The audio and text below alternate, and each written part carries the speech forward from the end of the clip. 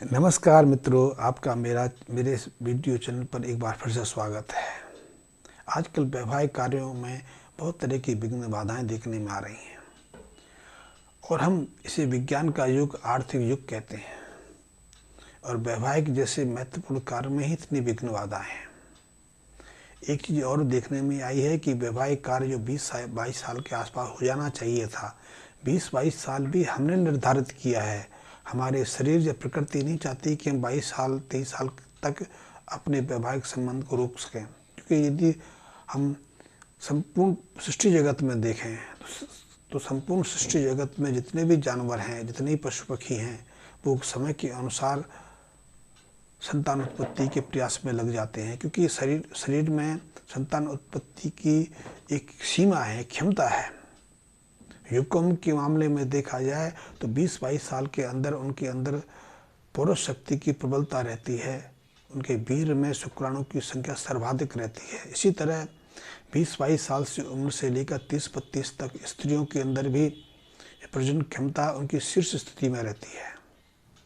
उनके अंदर पर्याप्त शक्तिशाली अंडाणु पैदा होते हैं। वो सहजता से शुक्राणु से निश्चित होकर संतान गर्भाधान कर लेना, संतान उत्पत्ति के कार्य को सहजता से कर लेते हैं। फिर 9 महीने के गर्भ धारण की क्षमता भी तो स्त्रियों में होनी चाहिए। उसके लिए भी शरीर इस उम्र में सर्वाधिक अनुकूल स्थिति में रहता है। इसीलिए इस उम्र की स्त्रियों में जो प्रसव की क्रिया सहजता से हो जाती है। लेकिन आज तक हम 20-22 साल 25 साल की बात तो छोड़ें, हम 35-40 साल के बाद ही गृहस्थ जीवन में बंधने या वैवाहिक कार्य के सोचने के प्रयास में लगते हैं। हाँ, उससे पहले ये नहीं कि हम सेक्स से, सहवास से दूर रहते हों। सहवास की उम्र सेक्स की उम्र ने घटा ली है। पहले सेक्स का प्रथम जो अनुभव होता था विवाह के पश्चात ही ज़्यादातर लोगों को मिल पाता था। खासकर स्त्रियां तो इस मामले में बहुत संकुचित होती थी, क्योंकि स्त्रियों के अंदर तो ऐसा भाव ही नहीं होता था कि विवाह से पूर्व वो अपने शरीर का स्पर्श करने दें। आजकल तो माहौल बदल गया है। लड़के 14-15 साल की उम्र से, लड़कियां भी 14-15 साल की उम्र से एक दूसरे के प्रति आकर्षित होने लगती हैं। और आकर्षण में उस उम्र में इतनी तीव्र उत्कंठता होती है, इतना तीव्र आकर्षण होता है कि सहजता से सहवास की स्थिति बन जाती है, शारीरिक संबंध स्थापित हो जाते हैं। इसलिए हमारे देश में गर्भपात की जो संख्या निरंतर बढ़ती जा रही है। अब तो इसको हमारी सरकार और हमारा जो न्याय तंत्र है उसे स्वीकार करके उसको महिमा मंडित करने में लगा हुआ है। इसलिए ऐसे कानून बन गए कि आज एक गर्भवती लड़की को यदि गर्भपात कराना है, अबॉर्शन कराना है, तो उससे पूछा नहीं जाएगा कि उसने गर्भ का कहाँ से धारण किया। ये शायद आज के वैज्ञानिक युग में सहज चीज़ लगती हो, और शायद हम इसी को हम उन्नति कहते हो, उन्नति मानते हो। समृद्धि की का स्तर हम घोषित करते हो। लेकिन वास्तविकता में देखा जाए तो ये हमारे नैतिक पतन की शुरुआत है, नैतिक पतन का स्तर है। इससे हमारे जो भौतिक जीवन है उसमें तो हमें शायद कुछ लाभ मिल जाए, लेकिन हमारा जीवन हमारे बच्चों में घटित होने वाला है। हमारा जीवन हमारा स्वयं का नहीं, हमारे माँ बाप का जीवन है। उन्होंने हमें जन्म दिया, हमने अपने को इस रूप में रूपांतरित किया। हम यदि किसी संतान को जन्म देंगे तो हमारा भविष्य उनमें निश्चित है। हमारी वस्तुएं स्थिर नहीं रहती, वस्तुओं की तो समय अवधि है। सृष्टि का सृजन तो निरंतर चलता रहता है। लेकिन आज विज्ञान उसको बात को नहीं मानता। आज विज्ञान मानता है कि हमारे पास कितनी धन दौलत है, कहीं से भी आए, आपने मकान बनाना है, वो मकान का स्रोत, धन का स्रोत क्या है वो महत्वपूर्ण नहीं है। इसलिए रिश्वत लेना, करप्शन लेना, चोरी करना, ब्लैकमेलिंग करना, नकली चीज़ें बेचना, घूस लेना सहज हो गया है, कोई बड़ी बात नहीं है। मैं बात वैवाहिक कार्य की कर रहा हूँ, तो वैवाहिक कार्य समय के अनुसार हो जाए तो संतान भी समय के अनुसार हो जाती है, संतान की परवरिश भी ठीक से हो जाती है, और हम संतान के वैवाहिक कार्य को भी सहजता संपन्न कर लेते हैं। अब वो समय गया कि आप अपने नाती पोतों की शादियां करेंगे, क्योंकि नाती पोती तक तो जिंदा रहना ही संभव नहीं। आजकल तो बहुत सारे लोग तो अपने बच्चों को भी पूरी तरह से विवाहित नहीं कर पाते। कई बच्चे कुंवारे रह जाते हैं, मृत्यु हो जाती है, क्योंकि आजकल हमारे मृत्यु का जो लेवल है 65 तक सिमट के रह गया है। चाहे विज्ञान, चाहे स्वास्थ्य विभाग आपको कोई भी आंकड़े क्यों ना देता हो, लेकिन यथार्थ स्थिति है कि हमारी उम्र घटी है, हमारा बचपन घटा है, हमारे बच्चे तेजी से जवान हो रहे हैं, वयस्क हो रहे हैं, और जो कार्य हम 20-22 साल की उम्र में शुरू करते थे उन कार्यों को आज 14-15 साल के आसपास हमारे बच्चे अनुभव करने लगे हैं। और बचपन ही नहीं घटा, बुढ़ापा तेजी से आने लगा है।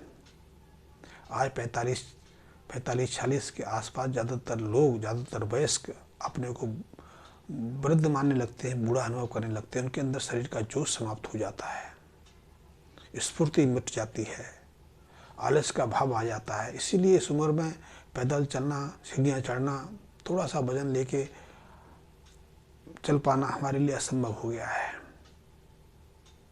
और ये इस चीज़ का भी प्रतीक है कि हमारे अंदर शुक्र और मंगल का जो प्रभाव है वो घट रहा है। चाहे विज्ञापन कुछ भी कहते हो, फिल्में कुछ भी कहती हो, मीडिया कुछ भी कहता हो, यथार्थ है कि हमारे ऊपर शुक्र मंगल की अशुभता के कारण पौरुष शक्ति में गिरावट आ रही है। हम पौरुष शक्ति खोजते जा रहे हैं। पौरुष शक्ति केवल सहवास के लिए नहीं होती, पौरुष शक्ति हमारी जीवनी शक्ति के लिए भी होती है। इसलिए हम सहजता से बीमार पड़ते हैं, सहजता से मृत्यु को प्राप्त हो जाते हैं। तो आप ये तो सोचो ही मत कि आप अपने नाती पोतों का विवाह करके जाएंगे, नाती पोतियों को खिलाएंगे या उनकी संतानों को देख पाएंगे, क्योंकि आज तो बच्चों को विवाह करना ही हमारे लिए असंभव हो गया है। बहुत लोग हैं जो अपने संतानों को अविवाहित छोड़ के चले जाते हैं, विदा हो जाते हैं, मकान बनाते हैं, मकान में नहीं रह पाते क्योंकि इतनी उम्र नहीं है। और इन सब के पीछे मुख्य कारण हम हैं, हमारे कर्म हैं, हमारा खाना पीना है, हमारा रहन सहन है। हमने अपनी पुरानी परंपराओं को छोड़ना शुरू कर दिया है।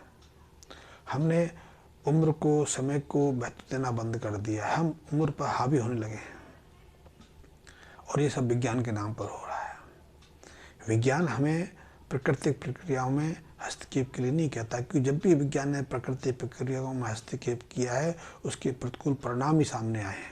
मैंने बात शुरू की थी वैवाहिक संबंधों की। तो वैवाहिक संबंधों के लिए एक उम्र है, एक प्राकृतिक प्रक्रिया है। हम उसका निर्वाह करेंगे, उसका पालन करेंगे तो हम अपने जीवन को सुखद रूप से भोग ही पाएंगे। तो हमें सबसे पहले तो, क्योंकि आजकल ब्रह्मचर्य की बात तो कोई करता नहीं, हम शादी से पहले ही शारीरिक संबंध स्थापित कर लेते हैं। गर्भपात, गर्भ स्थापना, ये सही बात हो गई है। भारत में हर साल कम से कम 8 से 10 करोड़ लोग, जो हमारी कुंवारी बेटियां हैं, कुंवारी बच्चियां हैं, वो गर्भपात कराती हैं। मैं वैवाहिक स्त्रियों की बात ही नहीं करता, मैं वयस्क स्त्रियों की बात ही नहीं करता। ये 18 साल से कम उम्र की स्त्रियों की बात, लड़कियों की बात करता हूँ जो गर्भपात की स्थिति से गुजरती हैं। और ऐसा क्यों हो रहा है? गर्भपात के माध्यम से अवयस्क अवस्था में शारीरिक संबंध बनाने से हमारी जो वैवाहिक इच्छा होती है वो ही दब जाती है। इसलिए विवाह से पहले, विवाह से बाद एक दूसरे के प्रति संदेह का, शंका का भाव, विद्वेष का भाव पैदा होता है। इसलिए हम किसी जीवन साथी के साथ सह जीवन भी नहीं व्यतीत कर पाते। हम पुरानी कुल परंपराओं से शायद स्थिति को बदल सकते हैं। मैं छोटी सी रूपरेखा दी, इस विषय को मैं आगे बढ़ाऊंगा और आप मेरे से जुड़े रहें। इसलिए मैं आपसे अनुरोध करता हूं, प्रार्थना करता हूं कि मेरे चैनल को सब्सक्राइब भी कर लें। आपको यदि किसी तरह की जानकारी चाहिए, किसी समस्या का समाधान चाहिए, आप कोई अतिरिक्त जानकारी चाहते हैं तो मेरे मैसेज बॉक्स में कमेंट्स देकर मेरे संपर्क करते हैं। धन्यवाद मित्रों।